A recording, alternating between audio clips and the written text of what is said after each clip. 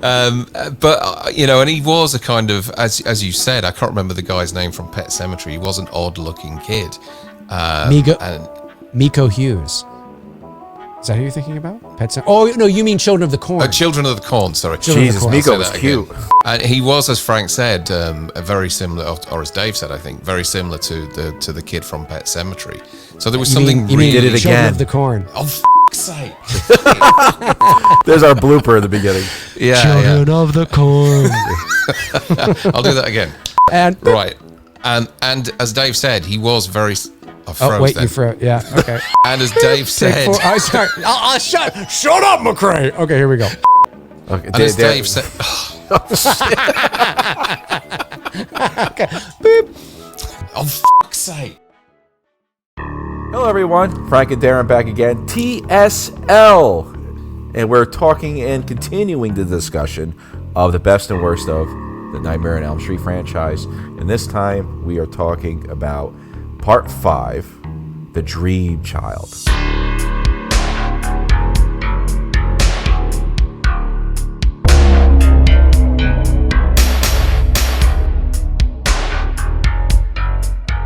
Now, I have to confess, gentlemen, and people out there in the audience, I like this movie. After watching it, I think it's dark. I think it's gritty. I think it's, according to the director, Stephen Hopkins, of course, who's directed Race and Predator 2. He has a pedigree. He has a pedigree of movies behind him. Mm-hmm. It got butchered. A lot like a lot of the movies that have been in a Part 5 of a series. Halloween 5 has been butchered, of course, we know. And intentionally. I don't think anything could save that movie. No. We're still waiting for the Meeker Massacre. And also, I think Part 5 got butchered. Not as much as 7, but I think Part 5 got cut in Friday the 13th. Yeah, it did. Mm-hmm. It did. So we could have some Fab Fives here, but we'll talk about it. Dave, your initial impression when you first saw Part 5, The Dream Child. Well, so A Nightmare on Elm Street 5, The Dream Child. This has been sort of an interesting kind of run doing this series with you guys, because I'm watching all the movies, one each week, essentially back to back to back. So you get a real good sense of the decline in quality, and of course that's subjective. If maybe it's an uptick in quality for some of you, I don't know. But for me, and I think for the vast majority of people out there, it is a trajectory downwards, and you really see it when you're watching, and you're watching the film sort of really close together. And it was really funny, when I watched 3, as we said a couple of weeks ago, it doesn't hold up as well as I remember it. Sure, I mean, the concept is fun, and the lucid dreaming and it's all fun. But the movie itself, I didn't like as much as I have in the past. I don't hate it or anything. I know it's a fan favorite. But 1 and 2 are still my favorites for the many reasons that I've said. And then watching 4, funny enough, I found myself... although I found myself enjoying 4 more than I remember enjoying 4. And I found myself enjoying 4 more than I enjoyed watching 3, having watched them very close together. I think it's because the effects hold up better. Freddie is darker, not dark like 1 and 2, but he's darker than he is in 3. And I think the makeup on Freddie is better in 4 than it is 3. So there's more things that jive with me a little bit, I think, in 4 than 3. When we get to 5, the one thing I do like about 5 is the character continuity. So, because this is the first time that we've seen this. I mean, I know Nancy returns in Part 3, but she wasn't in Part 2. So we've never had an Elm Street movie where one character has crossed over into 2 movies back to back like this. The same character. I mean, even Kristen wasn't the same actress. Mm-hmm. So it was really nice to see Lisa Wilcox reprise her role from 4 to 5. It was the same dad that came in there as well, and what a turnaround. I mean, Dick Father in Part 4 to Father of the Year in Part 5. I mean, like, what a turnaround. But overall, this is a movie that I remember seeing it as a kid, and I remember thinking Freddie's hardly in this movie. It is true. He's hardly in this movie in comparison to the previous films. It is darker than 4. It is much more sort of, it's got that what's the word I'm looking for? Like a, almost an ethereal sort of gothic kind of vibe like to it. Sepia palette a lot of the time, isn't it? Yeah, and then some blues in there too, yeah. and but again, the Freddie franchise was becoming less about horror and more about fantasy.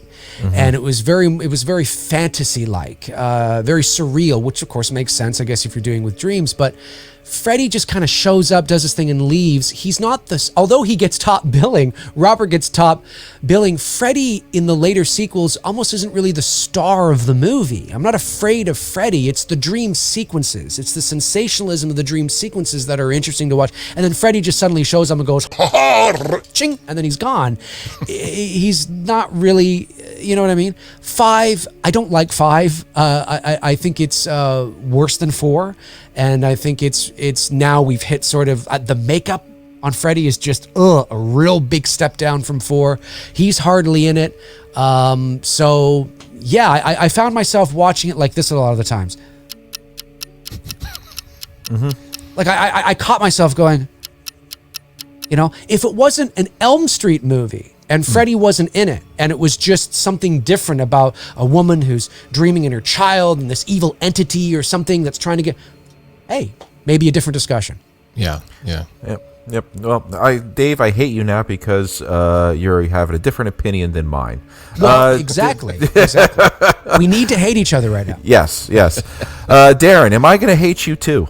Well, I think so, because 1989 was... I think so.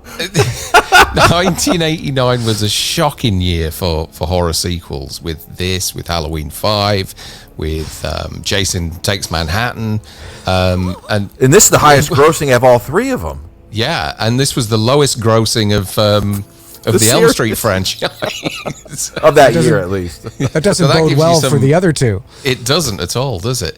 I watched this again the other day. I saw it when it first came out at the cinema, and probably as a 16, 17-year-old, however old I was back then, I was probably quite excited by it and probably enjoyed it. I don't really remember. All I know is I haven't seen it many times over the years. I watched it yesterday, and I thought it's so. I just find it so disjointed in a lot of places. I think that when the Freddie action's not happening, I actually think it's quite boring, and some of the characters, some of the performances are just downright awful. But I do agree with you that Alice's dad does put on a better show than he did in the last film. But yeah, the makeup on Freddy's not that great. As you've said loads of times, Dave, it looks like bubblegum in this film. Or it's the start of that look of bubblegum that he has. It's the start. Yeah, and I certainly don't think it's the worst, but I don't think it's a middling entry either. No, the same. You really see what the makeup is about to look like in the next installment. Yeah, and it's Freddy's he's not scary. I don't find these movies scary. Like after 2, I hate to say it, but after 2, I think 3 is, 3 has, again, it can be a little balanced in certain moments, but I don't think 3's really that scary. 4, I don't, 5, certainly not. He's just, like I said, he's just a carnival barker. He shows up and goes like, ha, ha, and he's on a skateboard in this movie, and, and it's just like, this is just, and it's all intentional. That's the way they wanted to make him, but there's just no enjoyment in it for me. Yeah. Do you gentlemen think that they were running out of ideas? Well, yeah, for sure. Yeah. So they put Freddie on a skateboard. They, made him, a diving expert. I know he's not in there as a diving expert. No, he might as well be. He was swimming. He was literally swimming. He was literally swimming in some sewer. And it's funny enough, he was squirting out the water from his mouth as a cartoon. Do you think it's like, okay, we've we have to take whatever our past predecessors have put in front of us and either stay on the same path, or do we twist it around and make it even more scary? I think it was easier for them with the budget, probably, because out of every series, I think this is the one that has budget was up in the air about anything. They wasted their money on one effect, and then it's like, okay, what do we do for the rest of the movie? Yeah, you're right, and I would have. I mean, you know, when it came out, I wouldn't have thought this, obviously, because I was far too young. But in hindsight, looking back, and you know, I wonder what 5 would have been like if Rennie Harlan had returned, because I think his grasp of the not that there aren't surrealist things in 5, there are, of course, but I just love the dream sequences better in 4. You know, the theater scene with her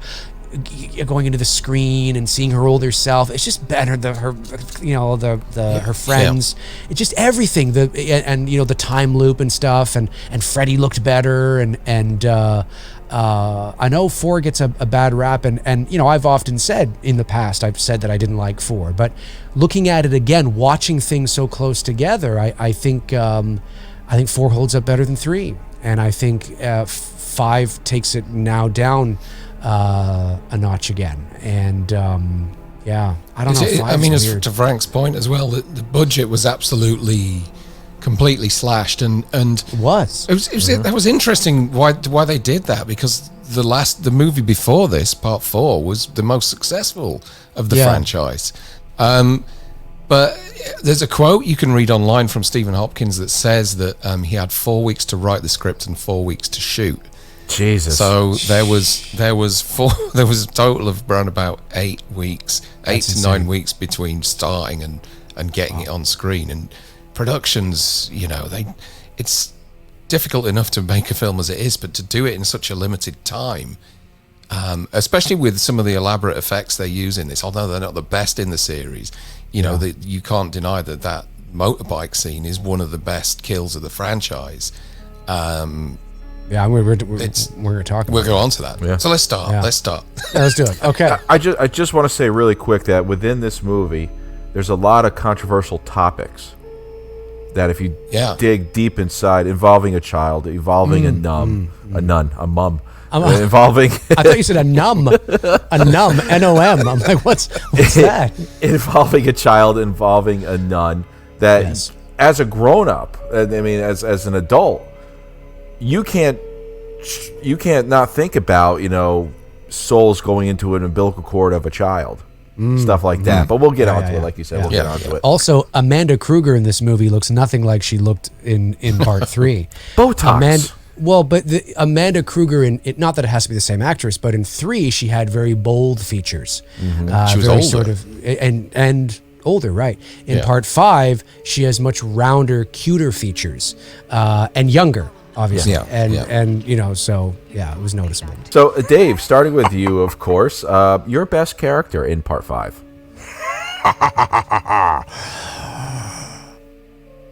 Where's my best character? All that build-up. My best character is Alice again. I mean. Okay. We don't have a big picking here, really, at the end of the day. I was going to pick her father for shits and giggles, but I thought, no, I can't do that.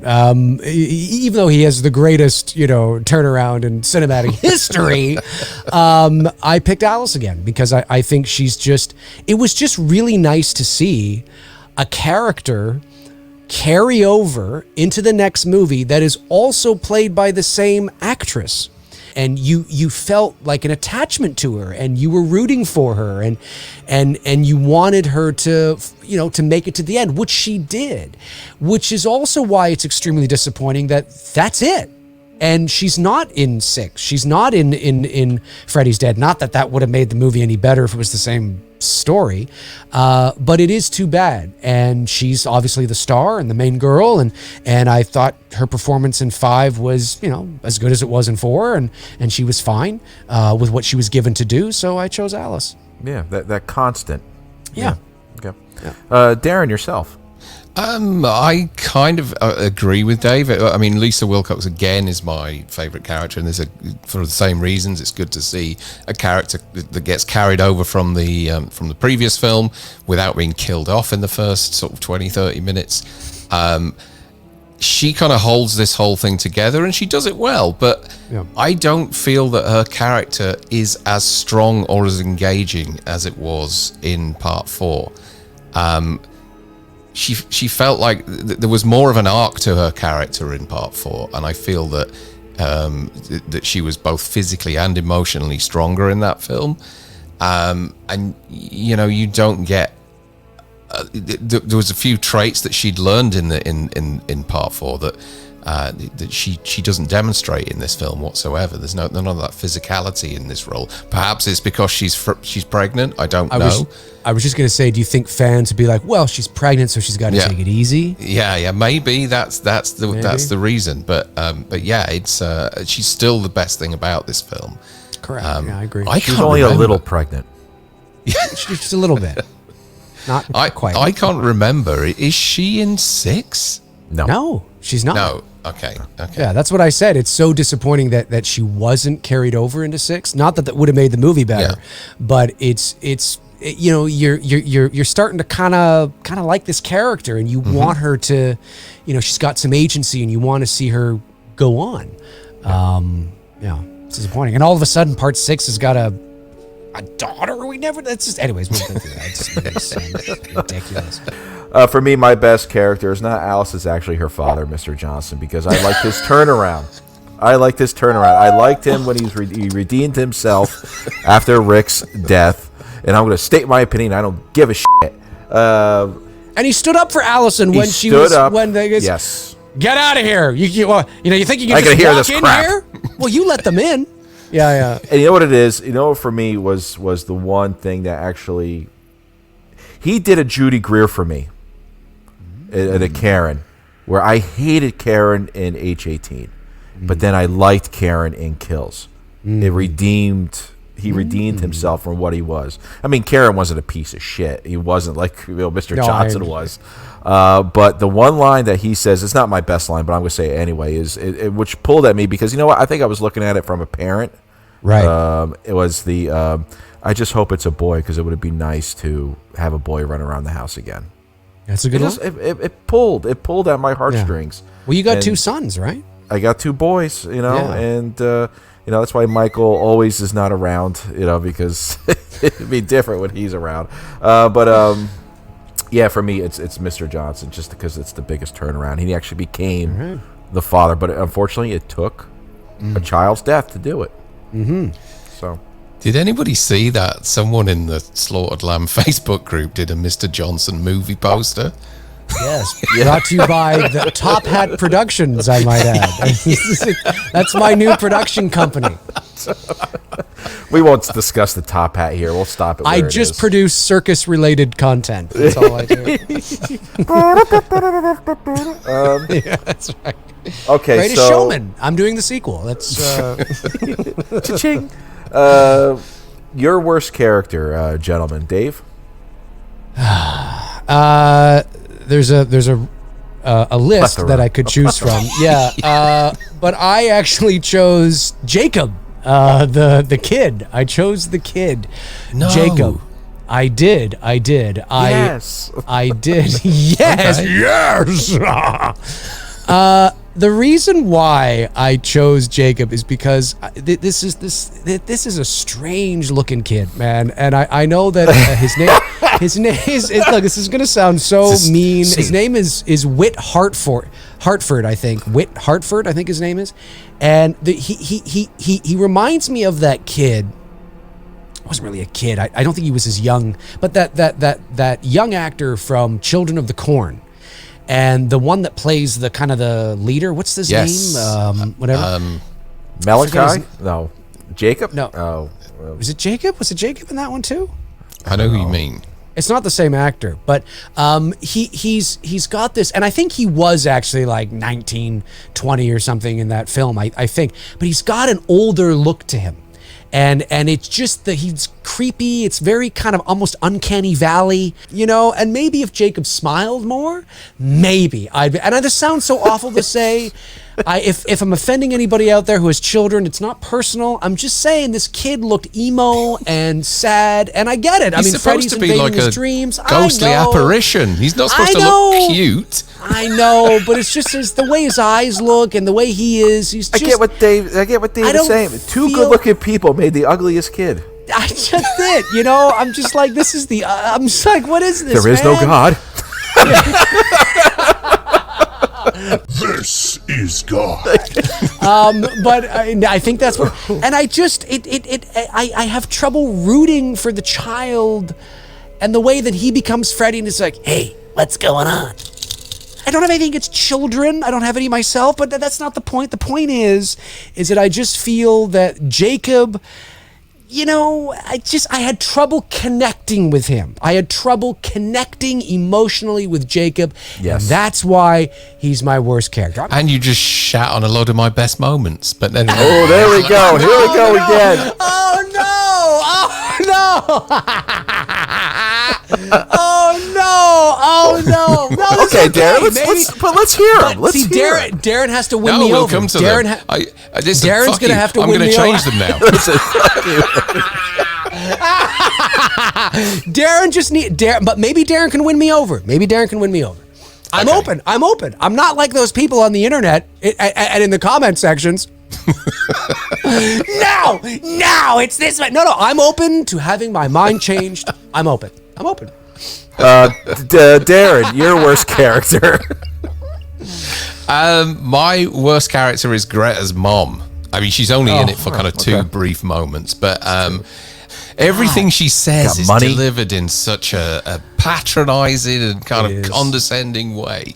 And that's even before she gets into the dream sequence where she really does ham it up, you know.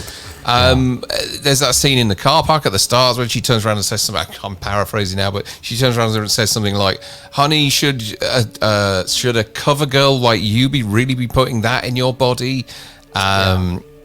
That's and also, not what a cover girl puts in her mouth, dear. That's right. Yeah. But also, I think Mark is pretty lame as well. I think that performance of his is really poor. It looks like he belongs on 90210. Yeah.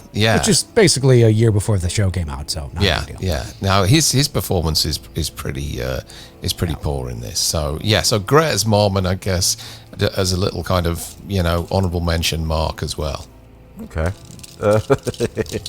I got two. I have Dan's mother, because she's just a bitch of a grandparent. And I hope she never sees Jacob again because of her one line. It says, "We have a legitimate claim to it." F*** you and f*** your husband. Listen, if Jacob was my kid, I'd gladly give it over for adoption. Here, you can have it. Oh, that's awful. Oh, dare it's you, so Dave. mean. Oh, How it's dare awful. you. It's awful. It's awful. And my other one is... Joking, people, relax. He is joking. Of course I am. And my other honorable mention has got to be Baby Freddie, who looked to me like a cross between Jeff Bezos from South Park with the ass head and Mr. Burns from The Simpsons. And a ghoulie from Out of the Toilet. Yes, yeah, it's just this cranium on him. You know, it's just like he could float. You know, he's like Mars Attacks, for Christ's sakes. I want to see an Elm Street film with just him. Just that creature. Oh, like It Lives. Yeah, that's what I want to It's see. Alive. Baby Freddy versus It's It's Alive. Alive. Yeah. Yes, that's what I want to see. And who's Jeff Bezos? Jeff Bezos. Jeff Bezos. Isn't it Bezos? Bezos. What? No, Bezos? it's Bezos over here. I thought it was Bezos. It's It's Bezos. Bezos. Jeff Bezos. No, Jeff it's Bezos. Bezos. We're gonna have in the comment section. There's It's gonna be Jeff people. Bridges. It's Jeff Bridges in Canada. I don't know what you guys. Jeff BZ. I'm gonna say Jeff BZ. It's English, goddammit. It's Big Daddy it's Jeff the in Kings. Canada. It's the King's English. Let's move on to the New World. Okay, Big Daddy Jeff. your best line, Dave. Jesus, my best. There's not really a lot, unless I missed something. Because again, I was watching the movie like this. Oh, that kid's on again. So yeah. So So maybe I missed a really cool line. Maybe I did. But again, I got two here. But one is when Dan is in the truck and he hears his mother on the radio, I think. And it's, I'm calling about my wayward ex-son, Daniel, who's been acting like an ungrateful, unmanageable dickweed ever since he was seduced by that bimbo slut whore, Alice. Oh, my God. So there's that. And then, of course, there's Freddie's... It's so dumb. It's so dumb, but it's when, you know, he sees his mother and he's like, "We'll see, bitch. We'll see." You know what I'm saying? Oh, all right. Okay. Darren, yourself. Don's tin helmet. This is win me over. Win me over. I think this is the maybe second interaction between Alice and Jacob, and she walks in the room and he's kind of just staring out of the window. Oh, and she's starting to ask him a few questions, and he turns to her and he says, "I like you. I want to stay with you. How come you don't like me?" And she says, "Who said I don't like you?" And he goes, "My friend with the funny hand." And I like that line. It's a good Darren, line. you said it better than he did, though. Yeah. No, it's a good line. Yep, touche. But there's kind of like one of the first sort of moments that they're hinting at, whereas that this could be her child. Right. I guess. Right. So yeah, that was my favorite line. I fair enough. That's a good line. That's a good line. Why don't you want to be with me? Have you looked in a mirror? No. Oh, good night, everybody. Good night, everybody. Good night. Good night. I'm just kidding. Relax. Were you abandoned? No. Look, in all seriousness, it's just the lack of emotion from the child, and he does kind of have an unusual look to him, I guess. And I just couldn't connect with him emotionally. So it just was anyway. Well, ladies and gentlemen, my favorite line and best line of this movie is everyone's favorite line is Bon appetit. "Bon appetit, bitch." Yeah. Funny. It's so good that they even made an action figure. Did they? Oh, they did. Oh, with it? Yeah, they? they have. Yeah, They have. Yep, Oh, yep. God. There's a necker, isn't there? I think with the chef's hat on and everything. I think you're right. Mic drop right there. Okay, let's get to your worst lines. Dave, your worst line. There's got to be a few of them. I have a couple. This is the problem. I don't know which one to pick as my absolute worst. I guess, bon appetit. I mean, that's on here too. So is It's a boy. With a weird looking arm, right? I know. Why does he I know. have that extended arm? I don't know. Well, I guess they were probably like, hey, it was kind of cool in the first Elm Street, so let's put something like that in this one. Unless he It's hasn't just- grown up yet. He's trying to Does morph into his body. I don't know. Well, They this never also looks explain like it. a stick with a hand on it in this, doesn't It's it? It's just really weird. It's true. And did you notice when he first kind of comes back and he's up there and he flies, I think the window smashes behind him or something, and Yeah. Freddie he's got hobbit feet. Yes. He's got Yeah. gigantic hobbit feet, like huge Bony. Godzilla feet with like dangly toes and shit. Like, what is going on here? Tall. Holy shit, I need a pedicure. It's a boy. Bon appetit. I also have filet de Barbie. I mean, Oh yeah. holy shit. Yeehaw, this boy feels the need for speed. Jesus Christ. And the last one, I'll have to pick one here, which is my absolute worst, is if I were you, lady, I'd kill the ungrateful piggy. I think I'm going to pick, It's a boy. I'll just pick that one. You can pick them all. They're all Isn't it terrible. interesting that Yeah. as the movies have gone on, we've kind of gone from Freddie having some of the best lines in the movies, like This is God.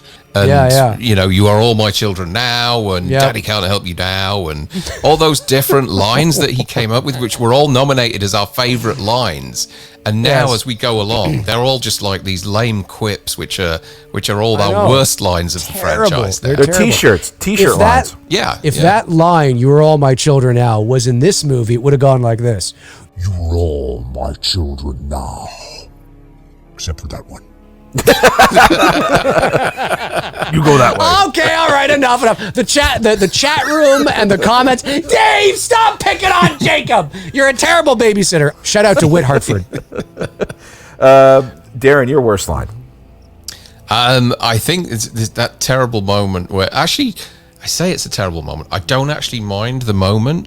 I just think the look of the Phantom Prowler, as he's called, which is the comic book that Mark creates that he gets sucked into. The Super Freddy? Well, the Super Freddy versus... So what Mark is he's the Phantom Prowler, which just looks like some sort of superhero from the 1920s or something, from World War I or something like that, doesn't he? But he's squaring up to Freddy and he says, "Time to die, you Scarface limp dick." So so powerful, and it doesn't help that he looks like a complete idiot while he's saying that as well in all that get-up, So that was my worst line of the film. Yeah, and actually, I have an additional worst line, and I don't know why this is in there. I have no idea whatsoever. But as the movie finishes and we get the pan back when they're having the picnic with the rabbit guy. And you get the skipping and everything. Why do they input Vincent Price's laugh from Michael Jackson's Thriller? I don't know. Wow, you're right. I have no idea why. When I watched it last night, I was expecting Thriller to begin. It's part of the rap song in the credits. Yeah, it is. Do you think it's the start of the rap song or something? It probably is. It is. Probably is. Wouldn't you have just left that off? The fact that Elm Street, we go from the ending of Elm Street 1 to 4 movies later that we're ending with a rap song. Now, there's nothing wrong with rap. People who watch me know that I always like my end credits, depending on the movie, of course. I mean, sometimes it makes sense, but especially horror movies, to end with music that kind of keeps you in that zone, or score or something like that, right? I hate being taken out of it, or it's just like this thing of 1, 2, Freddy's. And it's like, oh God, I don't even. It takes me out of it. I'm just like, I don't want to. People dancing as they leave a Freddy movie. Yeah. Well, for me, my worst lines. My worst lines are one is sister. This is one of God's creatures. Well, how do you know? Do you know the history of Amanda? First of all, she's a pregnant nun, which is definitely called for excommunication out of the church. Even the doctor who helped birth Freddie said shit. Unless he was talking about Jacob. And also is what Darren just said, time to die, you Scarface limp dick. It was just like, again, we're going back to the peanut butter on the penis. It's just stupid. Peanut butter. We're going back to it. Yeah, that's where it all started, right there. Danny McBride watched that movie and thought, one day peanut butter is going to be on somebody's penis. Yep, I need a dick in there. So for now on, ladies and gentlemen, we're not going to say our worst line. We're going to say, Dave and Darren, what is your peanut butter on the penis line? We're going to say Darren didn't think it was that bad. No, I just think you North Americans are too overly sensitive. That's all. No, it didn't offend me. I just thought it was kind of I just don't imagine a father saying the word penis. Like, it just seems so. What would you want him to say? Crotch. I don't know. Crotch on me. I got peanut butter on myself. Yeah, just penis sounds like the way it was delivered, and it just felt like it was totally for the laugh. Totally for the. It didn't feel genuine to me. What would have like been something he funny would say. then, Dave? Willie? I wouldn't have had anything there. I wouldn't have had anything funny there. I think it's unnecessary. That's me though. Darren, we're not prude. You got to remember that. Oh, I got peanut butter on my schlong. North America has the largest search for porn in the world. That's true. Let's let you know. Okay. I got peanut butter on my cock. I mean, can you imagine he said that? It just seems like I know he's using the correct term of the organ, penis, but it just feels like, I don't know. It comes out loud. It doesn't make, it just feels like a weird line to say. Yep. Okay, Dave, your best kill. It's us North Americans. My best kill is probably going to be all of our best kills because I don't think there's too many to holler at in this film. That would be Dan's kill. Of course. I think Dan's kill is a great kill, so much so that I think what he transforms into should be a character in and of itself. I want to see that character going up against Ghost Rider or something. Geiger. Yeah, like the way he's like, he almost looks like Darth Vader was transferring. He's got that, but without the helmet on or whatever, and he's there and he's hooked up to tubes and shit. And he's hooked up, and he's there and I want to see that character. That can be a character in and of itself. Yeah. Is what he transforms into. So, but the effects and everything, minus the need for speed, the effects and the transformation of it, seeing sort of the, I think maybe some stop motion was done there. I'm not sure. Computer effects were very early, very in its infancy. Yeah. All practical. Yeah. Okay. Practical. So they would have done that. Reverse shots. So they would build the skin over his arms, put the tubes in, and then pull them out. Right, reality, and then just play it forward. You're seeing them go in. I watched cool. A kind of a short segment on the making of it today, and it was interesting. It was really, and so much of it was removed from the final cut. It looks painful. Yeah. There was so much, there was these whole scenes where his calf muscles were exposed and all the kind of exhaust tubes, pipes were going into the back of his calf muscles. But they said they had to submit it 20 times. Jeez, yeah, it was X rating just because of that. Yeah. Wow. Okay. So I didn't. Yeah, it is because it looks great. It's definitely the best kill in this movie. One of the best kills in the franchise for sure. If you are somebody that is into that kind of thing, into really great sensational stuff, then you're gonna like it.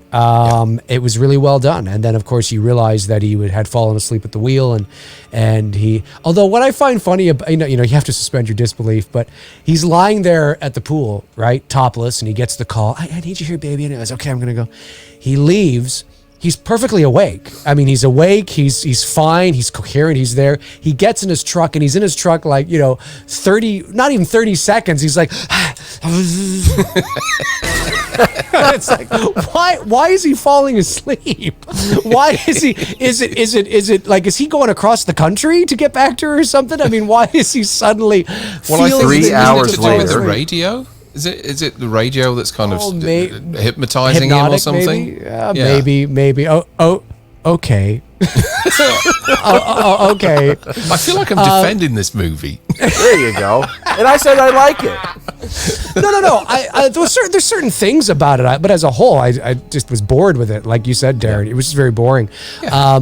But that kill specifically, I think is the best. Is the best. Yeah. Darren, you agree? Absolutely, my favorite kill, and for me, I think it's up there with the Roach kill in Part 4. I think the effects work on it are fantastic. It's not easy to do something like that, to give you the impression that someone's speeding down the road at the same time as well. Yep. And as Dave says, the look of him, and when you see stills of what they created of the guy, and I mean, it wasn't the actor that played what was his name? Dan. They used him for one shot, which was a close-up of his eyes. It was a different stuntman that was in all that gear. But it is a fantastic-looking character and looks like something out of as you said before, like a Ghost Rider movie or like one of these kind of spin-off Star Wars characters or something like that. Yeah. It was totally a superbly done bit of effects work. And you can tell that's where the majority of the budget went because... there's very few deaths in this film, I think we've got, 3 or something like that? We're not taking into account Freddie and the babies and all that kind of stuff. I think there's just 3, but the other 2 don't live up to this in any way, shape, or form. So, I'm concurring with the 2 of you. When I saw that for the first time, it was a prolonged agony for me, seeing what Dan was going through. I could feel every time a piston or a part of the motorcycle went inside him, I could literally feel it. I would just imagine, something going underneath your knuckles in your hand and up through your arm. And going in your calf. We all have had injuries to our legs and to our hands, so we all know what that would feel like, and is screaming. And the thing I like too in the beginning is Freddie drinking the champagne and Bad year, Dad. It's that part is like that, right? That's a yeah. And then he's like, he takes off his arms. It's so why does he do that? He uses it as a seat belt, doesn't he? Yeah, or something? He does. Yeah. I just don't understand. I mean, I do. I know why but it's like he's so different from what he was in the first 2 movies. Like, not even close. He's not even nearly effective in terms of being scary. I think he's a sadist more in this movie. Yeah. Like, I'm almost more afraid of the stuff that happens in the dreams than Freddie. I kind of, if it was me, I'd be like, oh, thank God he's shown up. At least I'm going to get, be entertained before I die. Oh, bad year, Dave. Whatever. I mean, he's not scary. He's not, you've got the body, I've got the brain. And he's laughing uncontrollably, or you're all my children now, or he's, this is God. Or, no, he's lost Make it. babies. Yeah. It's a boy. Can you imagine in the first Elm Street film? Please, God. No, this is God. I mean, it's like, that's what would have happened if this was like the 5th movie. I mean, it's like, geez, like, holy crap. Well, Dave, since you're on such a roll, what is your worst kill? Mark is my worst kill. Mark's my worst kill. It's just the whole idea of inventive, going into though. It could have been better. Sure, yeah. I mean, it's inventive, I mean, there's a lot of cool inventive things in Part 6 too. If you look at it through that lens, you're just looking at sort of the way that they kill people. Man, I can't wait to get to 6. But with 5, it's visually sure, but it's just as somebody who really loves the first 2 films and the scariness of, it's so hard to look past the absurdity of what Freddy's become. There he is on a skateboard, doing this kind of stuff, and he's there and he's dancing around, taking his hat off and doing all this, and it's just like, what is going on here? But if I move that aside and just look at the kill itself, it's inventive, but it's a little, compared to Dan, it's a little underwhelming, and Freddy's just chopping at the air and all the pages are falling down, and then you just see this limp arm hit the ground, and blood, and so just like, I guess that's it. So Mark for me would be the worst kill. Would you have liked it if you saw the shreds of him in the real world? Like he was, like in the comic book, like Freddy shredded him. Because he was supposed to be originally decapitated. You were supposed to see him decapitated. They cut that out. Well, would you have liked to see little pieces of him all over the place when Alice woke up? I mean, that would have been, why not? And maybe his head just sitting there going, hey, Alice, what's going on? Kind of like, what's his face from the original It, when opens up the fridge and... Yes. Yeah. Stanley's head. Stanley, hey, what's going on? Beep, beep, Richie. Yeah, that's it. Beep, beep, Richie. Yeah, that's right. Maybe have Mark's head, like, sitting on the desk. On top of a comic book or something. Yeah. Darren, your worst kill. Well, I mean, there's only really 2 to sort of choose from here. I didn't mind the comic book world thing, because when you look at how they did it, and they actually did the whole sets in this kind of grey and black paint and everything, and in Freddy's makeup and his clothing and everything. I thought that was quite cool, and there was a certain amount of colour to that. That what they did was they put Mark in a incredibly garish and blown out coloured outfit, so that they could dial back the colour, and everything would the sets and Freddie and everything would completely wash out, but he would still be left with a certain amount of colour to his costume. So I thought that was quite nicely done. So I couldn't really pick that as my worst kill, because I appreciated the technical side of it that went into it, and also the Freddie himself as well. Although the whole Super Freddie thing was a bit stupid. It wasn't actually Robert Englund under all that. It was a different actor altogether that played him.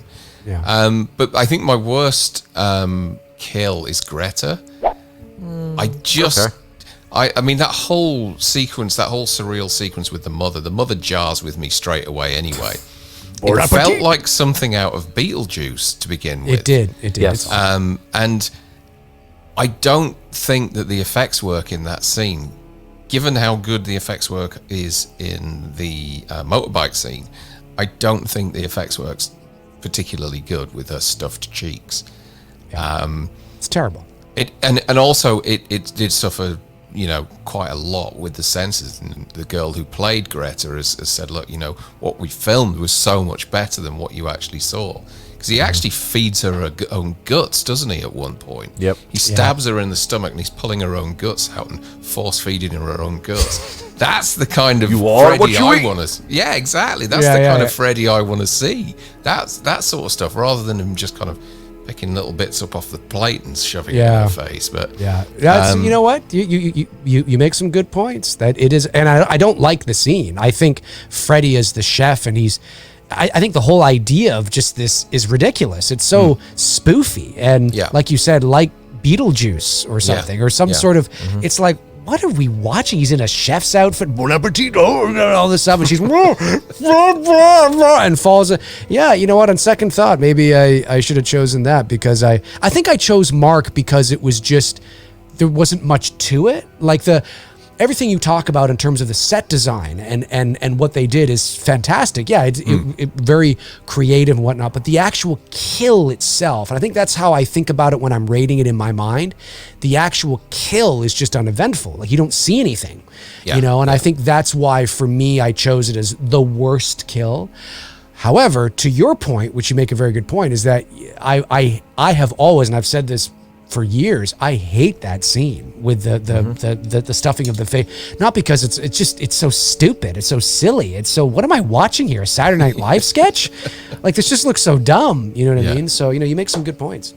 I think personally, for me, the Greta's death is more dreamlike than any of the other ones. And you know what creeped me out as a kid was seeing her pop out of the fridge towards the end. Yeah, that creeped me out. And as a kid, I opened up the fridge and I'm thinking, there's this, semi-hot girl that was going to be in there at one point. There's going to be this chipmunk. And so, she looked like one of those inflatable tube men. Yeah. Buy now, on sale. But I'm going to have to agree with Dave. It's Mark's comic bleeding, but also throw in there, Freddie's death was actually just weird for me. Jacob throwing up the souls that were force-fed to him as he was in Alice. He was in utero, which is kind of controversial for me too. It kind of, for me, was like symbolizing, a foreign substance that a mother was being fed, and I kind of looked at that too. As a parent, it bothered me. And seeing the 3 umbilical cords coming out, going into Amanda and her picking up, this evil Freddie, putting it back into her. I was just like, don't do that. No, just step on him. Don't do that. Amanda, don't do that. And then the part 2 ending, we get at the end of 5. Let me out. And then she just turns into a doll as we get further and further out. It's like, it goes into like a stop motion animation thing, doesn't it? At the end, the nun is odd. It is very weird. Yeah. So, okay, after we get through it all, Dave, your best moment. Take a deep breath. Is there really a best moment in this movie? I mean, it's your best emotional moment. I'll give you what I'm looking forward to. I don't know. I had trouble with this. And again, maybe it's because I'm thinking too seriously about it. I'm thinking too, I'm very trying to be specific. And again, maybe because, again, for 85 minutes, I was like, I chose Dan's death because of the whole moment, like the dream and everything, and how it's just a moment that I enjoyed watching unravel and unfold. And I think that for me, because deaths can be moments as well, because they're not just points of impact, they are whole dream sequences that can be moments, and I think for me, I chose that because it stood out to me as just a whole moment, the way he leaves and gets in and then drives, and then she's at the thing trying to call, and then she, Alice comes out, sees everything on fire, and he's lying there. I forget what he says, but he's like, oh, blah, blah, blah, blah, blah. I forget what he said. Hi, Alice. Want to make babies?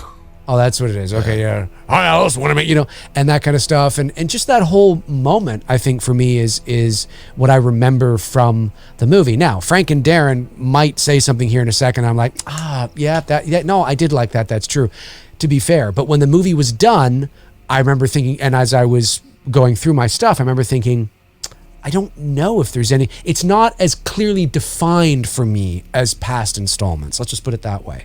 So I chose Dan's dream sequence, I guess, as one of my favorite moments in the film. Okay. Darren, yourself. I really enjoyed the Jacob scenes. I honestly Christ. did. I thought that they Win I me thought over. that- Win me over. Well, I mean, there's nothing to say other than what I've said already, with the best line sequence, but he's not in it too much. And No, I just thought the whole, it's not the best concept of the series at all, using this kid as this kind of go-between Freddie and Alice. But I just thought it was kind of interesting, her interacting with her future son and not actually realizing it for quite a while. You're mine? Well, you look nothing like me. Why would I think you're my kid? And as Dave said, he looks very, very similar to the kid in Children of the Corn. I think Isaac's his name, isn't it? It was Isaac. So no, I just enjoyed those interactions and the whole concept of that kind of link between Freddie, Jacob, and Alice, and the way that it was done. But I have to agree with Dave's choice as well. I think overall, as a set piece, Dan's death, the whole sequence from the truck to the motorbike to him being discovered burning alive on the floor, and that kind of final possession of him from Freddie where he looks up and says, "Want to make babies," I think is probably the highlight of the film for me.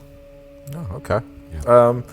For me, the best moment in moments of this film is anytime Alice and her father are on screen. I think it's just because of what he was become.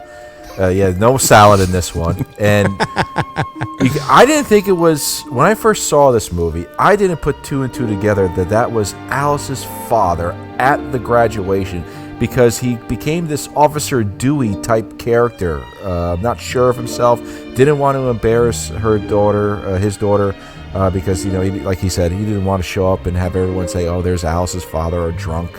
He didn't want to do any of that. He didn't want to do any embarrassment, but absolutely stuck up for his daughter when Dan's parents came over, told him to get the fuck out of the house. He's tired of listening to this shit. But 9 out of 10 parents, if they found out their high school daughter got pregnant, would not have reacted as nice as he did. They would have. He stood by her and continued to stay by her throughout this whole movie, and that he would help her, just because I think he still feels emotionally responsible for what happened to Rick. Very well said. Yeah. No, it's quite the turnaround.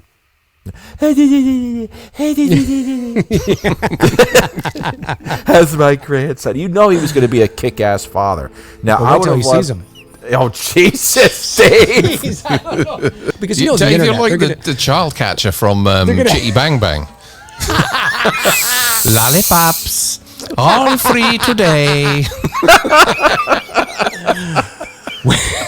they all float down here. But Jesus Christ, he's not Rocky Dennis, Dave. Oh God! Yeah. Georgie, you want a balloon? You want a balloon, Jacob? But getting to my point, part 6 could have been Alice dies in some kind of dream. with Jacob taking over, because he's ultimately kind of a little bit more powerful than Kristen and Alice, because he had actually Freddie in him and souls in him. Well, I read on Wikipedia, which is not the best place for accurate information, although I'm, but I did read, like you said. Exactly, that was one of the ideas that they were thinking about doing, was carrying over the character of Jacob. And obviously they didn't do that and decided to introduce a fucking daughter. Freddie had a daughter. I don't know where that came from, out of left field, and Roseanne Barr and Tom Arnold. I mean... And yet the daughter, we'll get to part 6, but really Yeah. quick, I just want to mention, the daughter, Catherine, is never mentioned throughout the whole series, including through the mob that killed Freddie. Never mentioned. Never. No, That's it's some pretty ridiculous. good cover-up, if you ask It me. is. Yeah. It is. I agree. Well, gentlemen, this was actually fun. I actually like this movie. I for what it is, the symbolism and the deaths, I actually like it. I actually put it above 4, for me. Unfortunately, for the rest of you, I know if I say I put it above 3, we're going to get hate mail. Yeah. Well, you should see some of the messages I've gotten from people saying, "I can't believe you thought 3 is not very good." I never said 3 wasn't very good. I just said, in retrospect, looking at it and watching 3 and 4 back to back, I think 4 holds up better. You did. It's not what you said. It's what you didn't say. It's true. I actually kind of enjoyed watching 4 better than 3 this time around. Ask me again 5 years from now, and maybe it'll be different. I don't know. Some days you want vanilla instead of chocolate. Yeah, and Dave, you're not allowed to change your mind in 2022. So No, you're not. no, You're not allowed. You're not. No. No one changed their mind. Be who they are. Stay the That's way right. you are today and forever. Right. Changing your mind makes people feel uncomfortable. Yes. It does. That's what it is. Yes. That's why I keep on the same pair of underwear I have right now for about a That's month. it. That's it. That's the way to do it. Don't change. That's the way to do it. When it That's the way to settles do in it. between your grooves and the cracks, Yes. it just stays Yes. there. Yes. And on that note, ladies and gentlemen, we'll be back for part 6, of course, Dave's favorite. We all love part 6.